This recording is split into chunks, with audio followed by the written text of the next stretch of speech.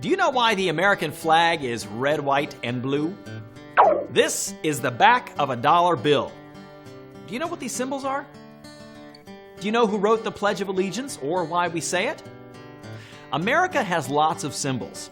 Americans celebrate our country in many ways. Let's learn about the symbols of America.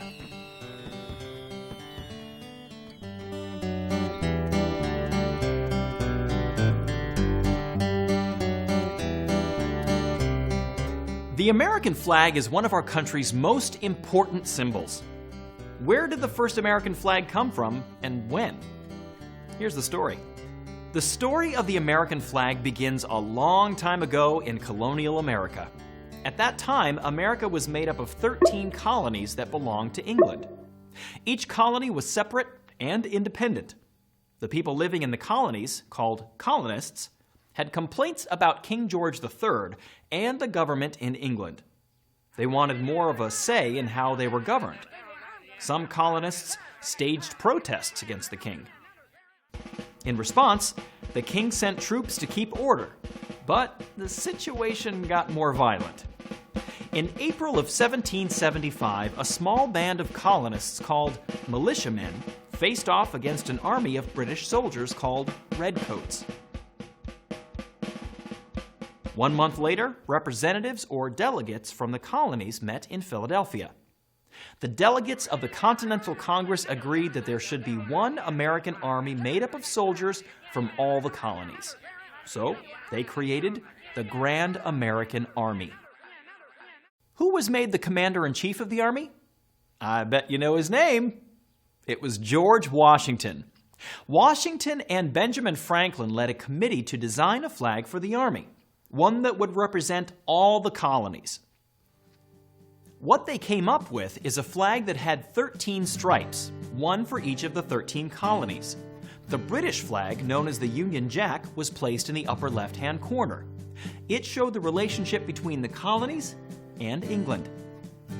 You see, the colonies were still part of England, and what the colonists wanted and were fighting for were their rights as Englishmen.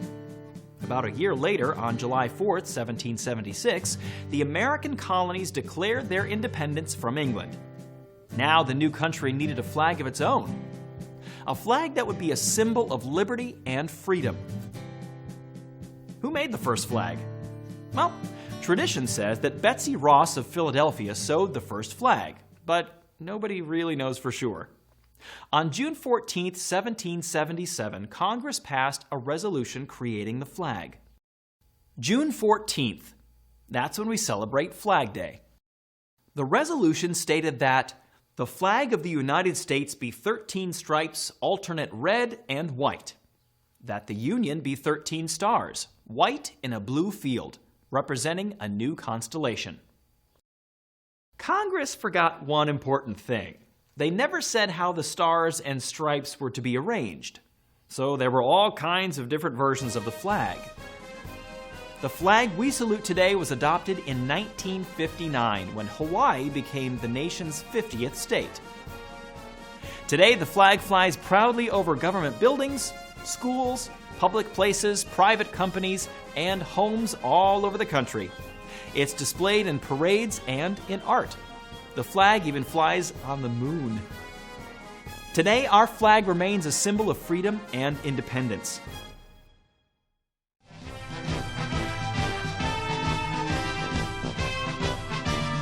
Do you know the words to the Pledge of Allegiance? I'm sure you do. When was it written and who wrote it? Here's the story. The Pledge of Allegiance first appeared in 1892 in a children's magazine called The Youth's Companion. Francis Bellamy, who worked for the magazine, wrote the pledge as part of a celebration for the 400th anniversary of the voyage of Christopher Columbus. That year, on Columbus Day, more than 12 million children across the country recited what was called the Youth's Companion Pledge. It went like this: I pledge allegiance to my flag, to the republic for which it stands, one nation, indivisible, with liberty and justice for all. Not exactly what we say today. There have been a few changes. In 1923, a committee of veterans decided to change the words "my flag" to "the flag" of the United States of America. In 1954, a congressman proposed the words "under God" be added because Abraham Lincoln called the United States one nation, under God, in the Gettysburg Address. There are only 31 words in the pledge, but some of the words are pretty difficult, so let's go through the pledge a couple of words at a time. I pledge allegiance to the flag. The word pledge means promise. Allegiance means to be loyal. Of the United States of America. Well, that's not so hard. And to the republic. Republic is the kind of government we have, where representatives are elected by the people. For which it stands, one nation, under God, indivisible. Indivisible means it can't be divided. With liberty and justice for all. Liberty means freedom, and justice means fairness. So this is what the Pledge of Allegiance really means. I promise to be loyal to the flag and the kind of government that it represents. One nation that can't be divided, with freedom and fairness for everyone. The Pledge of Allegiance was officially adopted in 1942. It's not a law that you have to say the pledge, but all across America, that's how many students begin the day. Now it's time for Know Your American Symbols. Here's the first question up on the board. We celebrate Flag Day on what date? A, June 14th, B, July 4th, or C, Memorial Day? The correct answer is A. We celebrate Flag Day on June 14th. Here's the next question. How many stars are on the flag today? A, 13 for the original 13 states. B, 50, one for each state. C, 30, one for each day of the month. The correct answer is B, one for each state. Here's the final question. Who wrote the Pledge of Allegiance? A, Francis Bellamy. B, Thomas Jefferson. C, Benjamin Franklin. The correct answer is A, Francis Bellamy.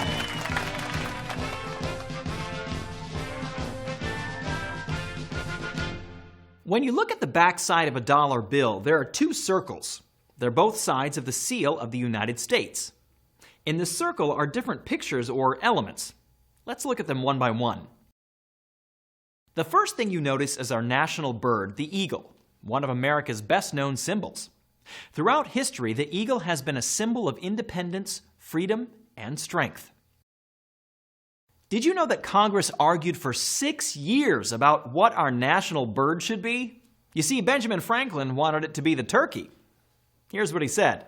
The turkey is a much more respectable bird, and withal a true original native of America. The eagle eventually won out.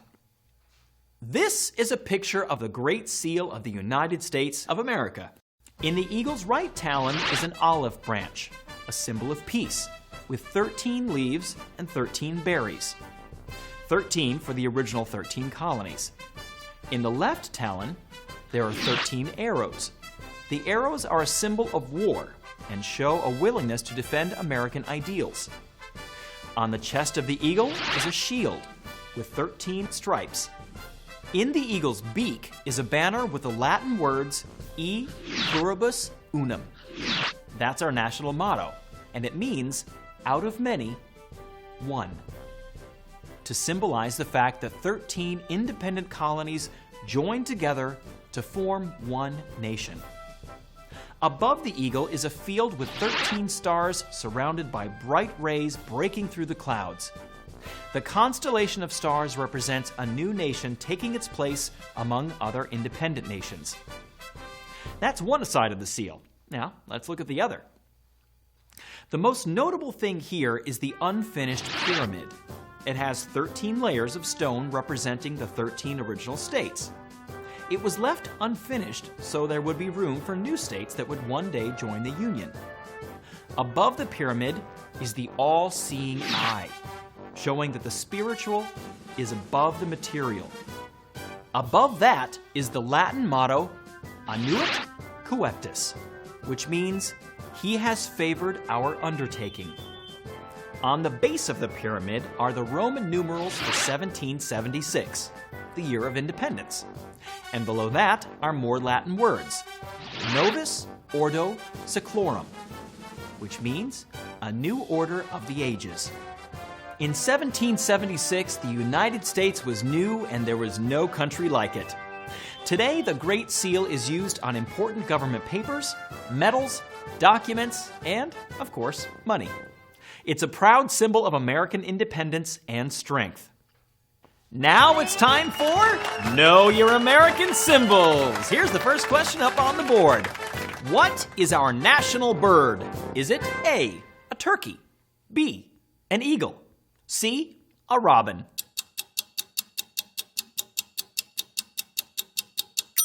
If you said B, an eagle, you are correct. Here's the next question. On one side of the Great Seal, there is an eagle. On the other, A, George Washington, B, a bell, C, a pyramid.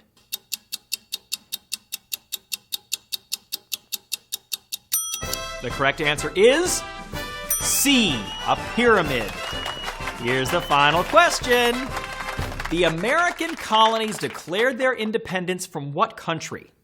A, France, B, Great Britain, C, Mexico.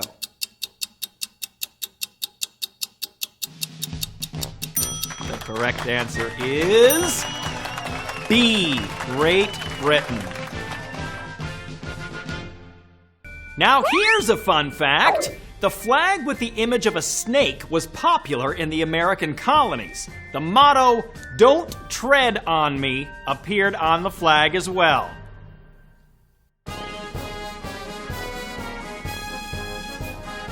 Striped pants, red, white, and blue hat, white beard. You know this character, it's Uncle Sam. Was there really ever an Uncle Sam? Many people think that Uncle Sam was named after a real person. His name was Samuel Wilson. Many people really called him Uncle Sam. During the War of 1812, Uncle Sam Wilson supplied meat to American soldiers. He would stamp the letters U.S. on barrels filled with meat. U.S. meant it was for the United States. Soldiers seeing the U.S. stamp said it was from Uncle Sam. The idea just caught on. Why does Uncle Sam wear striped pants and a tall top hat? Let's find out. Back during the Revolutionary War, British soldiers called the colonial soldiers Yankee Doodles and Brother Jonathans. Yankee Doodle was a backwards country boy who put a feather in his hat and pretended he was rich and fancy. Brother Jonathan was another simple country boy who wore striped pants, a coat with tails, and a top hat. The British meant both characters to be insults, but the Americans turned them around and used them as proud symbols. Yankee Doodle became a popular patriotic sign, and over time, Brother Jonathan evolved into the white-bearded man who became a symbol for our nation, Uncle Sam.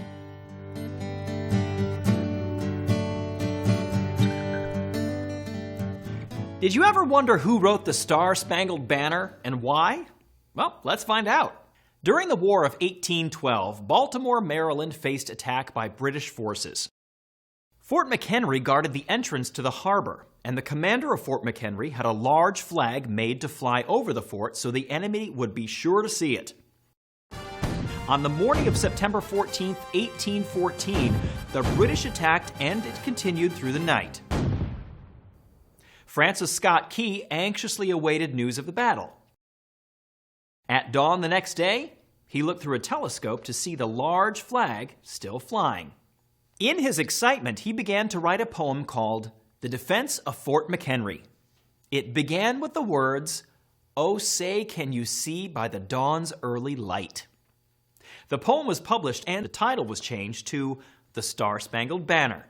The poem was then set to the music of a popular song. In 1931, Congress made the Star-Spangled Banner our national anthem.